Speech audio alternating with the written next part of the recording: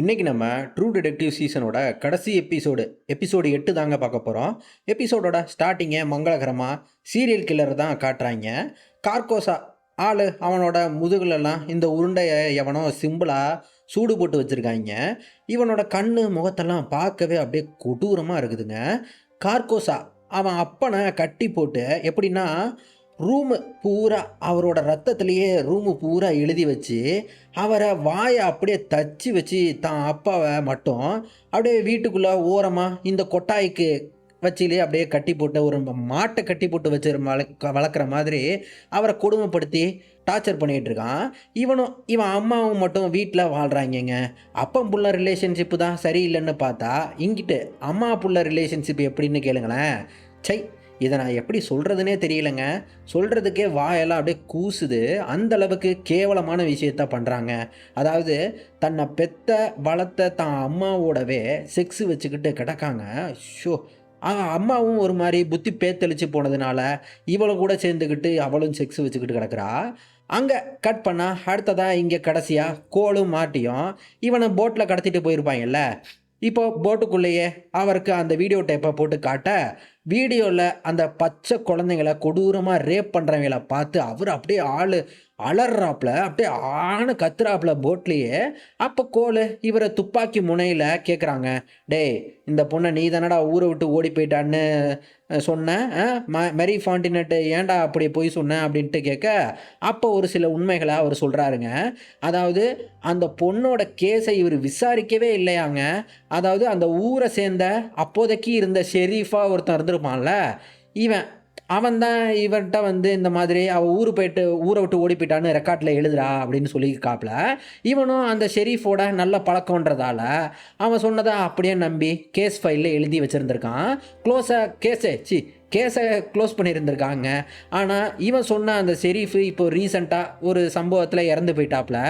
அதனால் இவன் செத்தவன் மேலே பழி போட்டுவிட்டு பொய் சொல்கிறானோன்னு நம்ம மாட்டி சந்தேகப்பட கோலு மாப்பிள்ள இவன் எனக்கு என்னமோ இவன் உண்மையைத்தான் சொல்கிறதா இவர் அவனை நம்புகிறாப்புல. அங்கே கட் பண்ணால் அடுத்ததான் மறுபடியும் சீரியல் கில்லர் தாங்க அவனை தாங்க காட்டுறாங்க. ஒரு ஸ்கூலுக்கு பெயிண்டராக வேலை பார்க்குறாங்க. அப்படியே அங்கே ஸ்கூலில் விளையாடுற பசங்களெல்லாம் அப்படியே குருன்னு அப்படியே பார்த்துக்கிட்டு பெயிண்டர் வேலையை பார்க்குறாங்க. இவன் ஏன் இப்படி சீரியல் கில்லராக ஒரு கொடூர சைக்கோ கில்லர்னா ஆகியிருக்கான்றதை உங்களால் இவனை புரிஞ்சுக்க முடியுதா? அதாவது எப்படின்னா, இவனுக்கு சின்ன வயசாக இருக்கப்ப இவன் அப்பந்தாங்க இவனை சூடு போட்டு இவன் வாயெல்லாம் கூட எரிஞ்சு போயிருக்குல்ல. பிள்ளைய பெற்ற அப்பந்தான் அந்த சின்ன வயசில் இதோ இந்த குழந்தைங்கிற மாதிரி நல்லா ஜாலியாக துள்ளி விளையாட வேண்டிய அந்த வயசில் இவனை, அதாவது தான் பெற்ற புள்ளன்றதாலேயே அதுக்காகவே அவனுக்கு யாரும் கேள்வி கேட்க முடியாதுன்னுட்டு எவனும் வரமாட்டாங்க அப்படின்னு போட்டு டார்ச்சர் பண்ணியிருக்காங்க, கொடுமைப்படுத்தியிருக்காரு.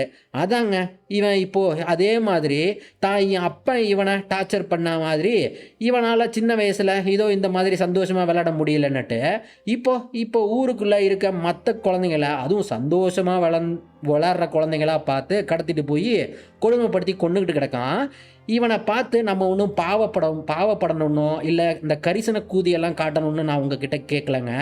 அதாவது ஜஸ்ட் அவன் ஏன் இப்படி ஆனான், அவனோட மனநிலையை நம்ம எதனால் இப்படி ஆனான்றதை நம்ம புரிஞ்சுக்கணுன்றதுக்காக, ஒரு புரிதலுக்காகத்தான் நான் உங்ககிட்ட சொன்னேன்.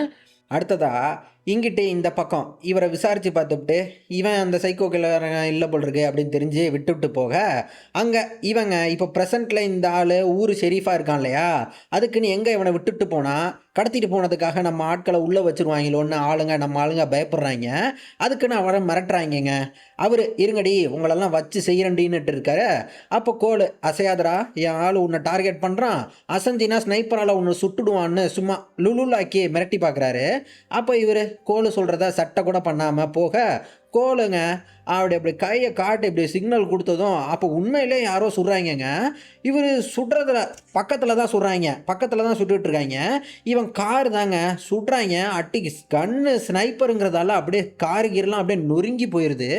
போலீஸு கிலிசன்லாம் போய் மிரட்டி விடணும்னு பார்த்தா காரை சுட்ட எங்களுக்கு உன்னை சுட ரொம்ப நேரம் ஆகாதுன்னு இவர் அப்படியே மிரட்டிவிட்டு அவங்க காரில் கிளம்ப, ஆடா பாவிகளாடே, காரை இப்படி நாசம் பண்ணிங்களடா, டே நீங்கள்லாம் நல்லா இருப்பீங்களாடா, நீங்கள்லாம் நாசமாக தான்டா போவீங்க, அது இதுன்ட்டு மண்ணை வாரி அள்ளி தூவி கடந்து கத்திக்கிட்டு கிடக்குறாங்க. இப்போ நம்ம ஆட்களுக்கு அந்த ஊர் ஷெரீஃப் தான்னு தெரிஞ்சு போச்சு இல்லையா? இப்போ நம்ம ஆட்கள் ஷெரீஃப் பயலோட சொந்தக்காரன் யார் யார் பார்க்க, அப்போ வந்து ஷெரீஃப் பேர் வந்து டெட் சில்ட்ரஸுங்க. அந்த ஊர் ஸ்கூல் ஓனர் பேர் வந்து சாம் டட்டுலாம். இவங்க 2 பேரும் சொந்தக்காரங்களாமுங்க. இவங்க ஃபேமிலி நேமு பார்த்தீங்களா, சில்ட்ரிஸ் தான். அதாவது அதான் அந்த சில்ட்ரிஸ்னு பேர் வச்சதால தான் அந்த ஊரில் இருக்க சில்ட்ரன்ஸுக்கெல்லாம் பிடிச்சி கொண்டுக்கிட்டு கிடக்காங்க போல் இருக்கு. கொலை பண்ணவங்கெல்லாம் பெரிய இடத்த சேர்ந்தவங்கன்றதால இவங்கள பற்றி பெருசாக ரெக்கார்ட்ஸ் எல்லாம் எதுவுமே இல்லைங்க. எப்படின்னா அதுலேயும் சில பேர்த்துக்கெல்லாம் அதாவது குழந்தையே இல்லைன்ற மாதிரி பர்த் சர்டிஃபிகேட் கூட ஒன்றும் வாங்கிக்காமல் வச்சுருக்காங்க. ரெக்கார்ட்ஸில் தெரியாத மாதிரி வச்சுருக்கானுங்க.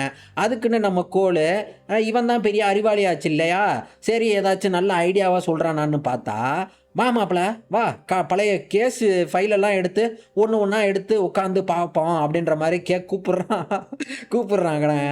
அப்போ நம்ம ஆள் இவ்வளோ நாளாக நம்ம முட்டாப்பைய, அறிவில்லாதவன், வேலையை ஓப்பி அடிக்கிறவன், கேரக்டர் சரியில்லாதவன்னெல்லாம் சொல்லியிருப்பேன்ல நான்.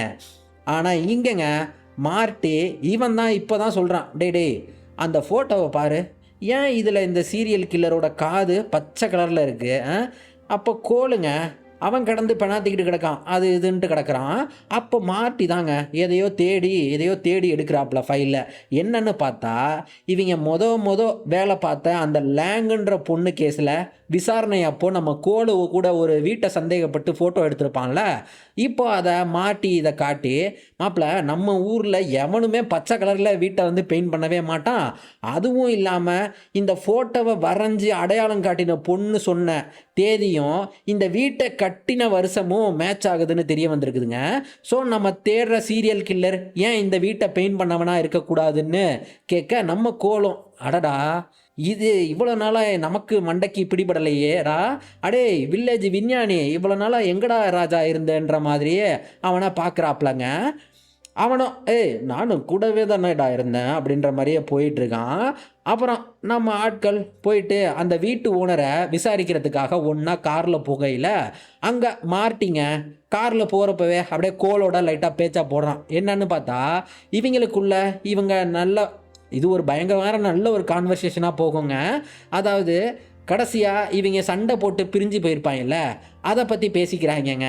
மார்ட்டி தான் பொண்டாட்டி இவர்கிட்ட வந்து அவளாவே தான் உன்னை வந்து மயக்கி செக்ஸ் வச்சுக்கிட்டதாடா சொன்னா, நீ ஏதோ போதையில் இருந்த, இவளாக தான் வந்து செக்ஸ் வச்சுக்கிட்டதா வந்து உன்கிட்ட வந்து சொன்னா அப்படின்ற மாதிரி சொல்கிறான். தான் பொண்டாட்டிக்கு சப்போர்ட் பண்ணி அதுவும் கோல் மேலே கோவத்தோட கேள்விகள் எழுப்புற மாதிரி கேட்குறாரு. இங்கிட்டு கோலுங்க அவன் பண்ண தப்புக்கு பழியை தூக்கி அவன் பொண்டாட்டி மேலேயோ இல்லை மார்ட்டி மேலேயோ பழி போடலைங்க. இவன் என்ன சொல்கிறான்னா, எல்லாருக்கும் 2 சாய்ஸ் இருக்குடா மாப்பிள்ள, அதாவது ரெஸ்பான்சிபிலிட்டி எடுத்துக்கணும் இல்லைனா பழி போட்டுடணும். சில பேர் பண்ண தப்புக்கு ரெஸ்பான்சிபிலிட்டி எடுத்துப்பாங்க, சில பேர் மற்றவங்கள ப்ளேம் பண்ணிவிட்டு இவங்க தப்பிச்சிருவாங்க அப்படி இப்படின்னு. அப்போ நான் குடிச்சிருந்தேன்னா அது இதுன்னு நான் பண்ண தப்புக்கு காரணமெல்லாம் சொல்ல விரும்பலை, நான் பண்ணது தப்பு தான். ஆனால் உங்கள் புருஷன் பொண்டாட்டி ரிலேஷன்ஷிப் எப்படி இருக்குன்னு நீ கொஞ்சம் பாரு. ஏண்டா நீ ஒரு அண்டை புழுகன், பொய் புழுவி. ஸோ உன் பொண்டாட்டி அவளாவே உன்னைய வந்து சீட் பண்ணணும்னு படி, அதுவும் என் மூலயமா உன்னைய சீட் பண்ணும்படி நீயாக தான் பண்ணியிருக்க. அப்போ மாட்டி பையங்க எது ஏன் தப்பா, அதுக்குன்னு நீ அவளோட செக்ஸ் வச்சுப்பியாடான்னு அப்படியே லைட்டாக ஆரம்பிக்கிறான். அட போடா அப்படின்ற மாதிரி கோல் அதை அப்படியே பேசி அப்படியே முடிச்சு போடுறாங்க. இவங்க 2 பேரும் பழைய பகையெல்லாம் மறந்து ஒன்றா சேர்ந்து இப்போ இந்த வீட்டு ஓனர் அம்மாட்ட போய் பேச்சை போடுறாங்க. வீட்டு ஓனரு யார் பெயிண்ட் பண்ணா என்ன ஏதுன்னெலாம் அந்த அம்மாட்ட போய் கேட்குறாங்க. அதுக்கு அந்த அம்மாவும், சில்ட்ரிஸ் குடும்பத்துலேருந்து ஒரு பையன் வந்தான்ப்பா, அவனுக்கு கூட மூஞ்சிக்கு கீழே எரிஞ்சு போனாப்புல இருக்கும்னு. இப்போது இவங்க இந்த அம்மா சொன்னதை வச்சுக்கிட்டு உடனே தத்தக்கா பத்தக்கான்னு அவனை பிடிக்கிறதுக்காக கிடந்து அப்படியே ஓடலைங்க. எப்படின்னா அப்படியே பொறுமையாக பிளான் பண்ணுறாங்க. எப்படின்னா அந்த வீடியோ டேப்பை அவன் பார் முதலாளி அவரை வச்சு இந்த மீடியா, நியூஸ் பேப்பரு, அமெரிக்கா அரசாங்கம்னு எல்லாத்துக்கும் அனுப்ப சொல்லிவிட்டு, எல்லாத்துக்கும் கொரியரில் அனுப்பிவிட சொல்லிவிட்டு, இதுக்காக நம்ம பார் முதலாளி ஏண்டா இவருக்கு ஹெல்ப் பண்ணுறாப்லன்னா, அவர் பையனும் இதே மாதிரி ஒரு 10 வருஷத்துக்கு முன்ன கடத்தப்பட்டிருப்பான் இல்லையா, அதுக்குன்னு அவரும் நம்ம ஆட்களோட உறுதுணையாக இறங்கிட்டாப்ல. இங்கிட்டு மார்ட்டிங்க அவன் பங்குக்கு இவன் வீடியோ டேப்பை இவங்கள விசாரிச்சிருப்பான் இல்லையா, டிடெக்டிவ் ஒருத்தன், அவனை மட்டும் கூப்பிட்டு கொடுத்து போய் பாடுறா, வீட்டில் போய் பாடுறா அப்படின்னு போய் கொடுத்துட்டு போகிறாப்புல. அவ்வளோதாங்க. கடைசியாக நம்ம ஆட்கள் காரில் ஒன்றா அந்த சில்ட்ரிஸ் ஃபேமிலியோட மொத்த எல்லாத்தோட அட்ரஸையும் எடுத்துக்கிட்டு வந்திருக்காங்க. அதில் ஒரு வீடு மட்டும் ஊருக்கு ஒதுக்குப்புறமாக இருக்குது. அந்த வீட்டை தாண்டா பார்க்கணும் அப்படின்னு சொல்லிட்டு விடுறா வண்டின்ட்டு போகிறாங்கங்க. அங்கே கோலுங்க எபிசோடு 1ல் இவங்க இதே இடத்துல காரில் வர்றப்போ கோலு இங்கே சாம்பல் வாடை அடிக்குதுடான்னுட்டு இருப்பான்.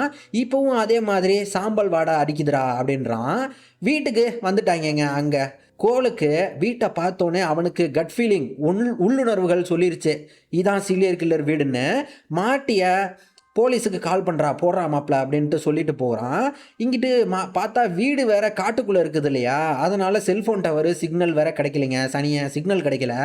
அப்போ மாட்டிட்ட இருறா மாப்பிள்ள, நான் மட்டும் வீட்டில் போய் ஃபோனுக்கின்னு வச்சுருக்காங்களான்னு கேட்டு பார்க்குறேன்ட்டு இவன்கிட்ட சொல்லிவிட்டு இவன் மட்டும் தனியாக வீட்டுக்கு காலிங் பெல் அடிக்க அங்கே ஒரு அம்மாக்காரி அவன் மட்டும் வர்றா. ஃபோனெல்லாம் இல்லை போயா அது இதுன்னு இவனை கிளப்பி விட்றதுலையே குறியாக இருக்குதுங்க. இவனும் அப்படியே போகாமல், ஏங்க இது சில்ட்ரன்ஸ் வீடு தானே, என்ன தெரியலையாங்க உங்களுக்கு, உங்கள் புருஷன் வீட்டில் இல்லையா, என்னைய அவருக்கு நல்லா தெரியுமேங்க, நான் அப்படி இப்படின்னு அவள்கிட்ட பேச்சை போட்டுக்கிட்டு ஃபோனுக்குன்னு வாங்கிடலாமான்னு கேட்டு பார்த்து பேச்சை போடுறாப்புல.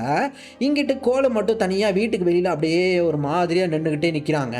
அப்போது அந்த வீட்டுக்கு வெளிலேருந்து நாய்ங்க அப்படியே வெறி கொண்டு அப்படியே ஓடி கோலை நோக்கி வரவும், கோலுக்கு அல்லு இல்லை, எங்கே நம்மளை தான் கடிக்க வருதோன்னு அப்படியே பயந்து கிடக்க. ஆனால் அது அப்படியே இவனை கிராஸ் பண்ணி காட்டுக்குள்ளே போயிடுதுங்க. கோலை அதை ஃபாலோ பண்ணிக்கிட்டு போக அங்கே வாய்ப்பகுதி எரிஞ்சு போன நிலையில் ஒருத்தன் அப்படியே நிற்க, இவனுக்கு இவன் தான் அந்த சீரியல் கில்லர்னு இப்போ தெரிஞ்சு போயிடுது. டே ஓடாரா சுற்று வேண்டான்னு அவன் அப்படியே பயப்படாமல் ஆள் அப்படியே ஓட ஆரம்பிச்சிடான். போடா நிற்க மாட்டான் போடா அப்படின்ட்டு ஓட ஆரம்பிச்சிடறான். அப்படியே வாடா என்னை துரத்தி வாடா அப்படின்ற மாதிரி கோலையும் தான் கூடயே கூப்பிட்டுட்டு அவன் போயிட்டுருக்காங்க எங்கேயோ.